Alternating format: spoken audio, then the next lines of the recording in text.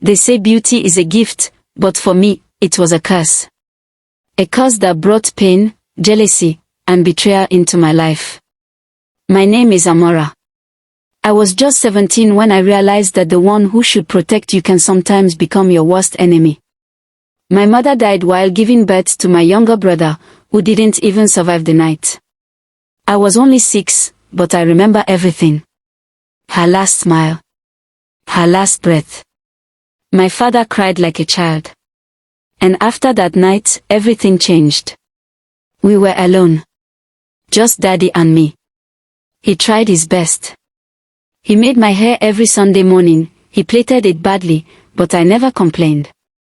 He cooked what he could, even if he always burned the rice. I was happy. Until Obianuju came. She was beautiful too, tall, light-skinned, always with long nails and strong perfume. At first, she seemed perfect. She brought me gifts, took me to the market, and told me stories. I thought I had found another mother. I was wrong. By the time I turned 13, people in the village had begun to notice me. They would stop my father and say, "Amara is growing into a fine woman, oh." Or whisper, "This your daughter go cause wahala with this beauty." At first, I didn't understand. I was just me. But Obianuju heard the whispers too. And I saw the way her face would change when men complimented me. When her friends praised my looks. She started dressing me in faded clothes. She said it was to protect me from unwanted attention. But then, she stopped buying clothes for me completely. My Sunday dresses became rags. My friends at school laughed at me. Still, I smiled through it all. Until she started accusing me of seducing her husband, my own father. One day, I came back from school and found Obianuju screaming. "She's trying to take my husband.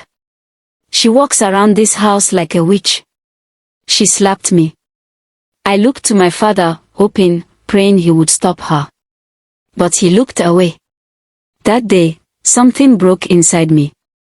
My own father couldn't defend me. Obianuju had poisoned his heart. I became a ghost in my own home.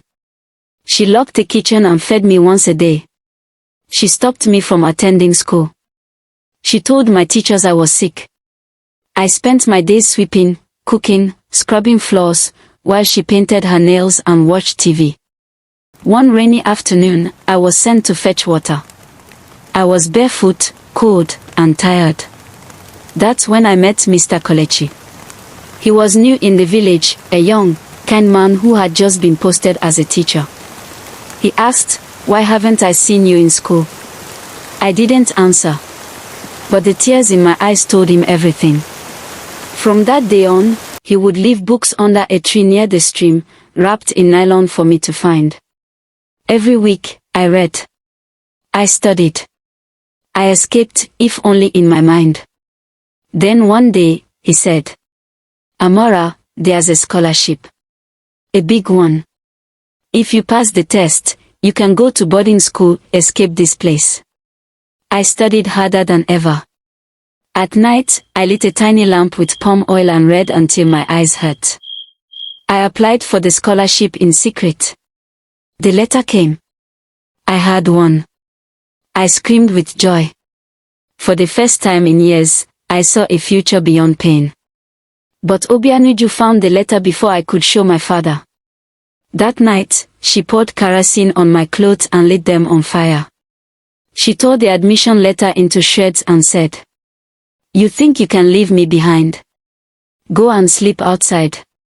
She dragged me out of the house and locked the door. I sat under the tree, shivering as rain fell on my skin. I didn't cry. I couldn't. My tears had dried up long ago. What I didn't know was, someone saw everything. The neighbor's son, Chuka, had recorded the entire incident. His mother, shocked and furious, posted it online. She tagged the school. Tagged human rights activists. The video went viral. The next morning, 2 jeeps arrived at our compound. One from the school. one from a women's advocacy organization. Obianuju panicked. She started crying, pretending to be loving. But it was too late. They saw the bruises. They saw the burnt clothes. They saw me. My father tried to beg, but the officials didn't listen. You let her suffer, they said. You watched her light dim, and you did nothing. I was taken away that day. Given clean clothes. A safe place. Love. I resumed at the boarding school with full scholarship. I had my own bed. My own locker. And for the first time, I looked in the mirror and smiled, not because of how I looked, but because of how I felt inside. I made friends. I won awards. I told my story. I even started a campaign called Light Up Her Voice, helping girls report abuse in silence. Years later, I graduated top of my class. I studied law. And I returned to the village, not in shame, but in glory. Obianuju. She left my father after the video ruined her name. My father lives alone now, still haunted by his silence. As for me, I'm no longer just the beautiful girl. I'm a survivor. A fighter. A voice for the forgotten. Because in a world where beauty made me a target, strength made me whole. If you found this story interesting, don't forget to share, like and subscribe for more captivating tales and leave a comment below to share your thoughts.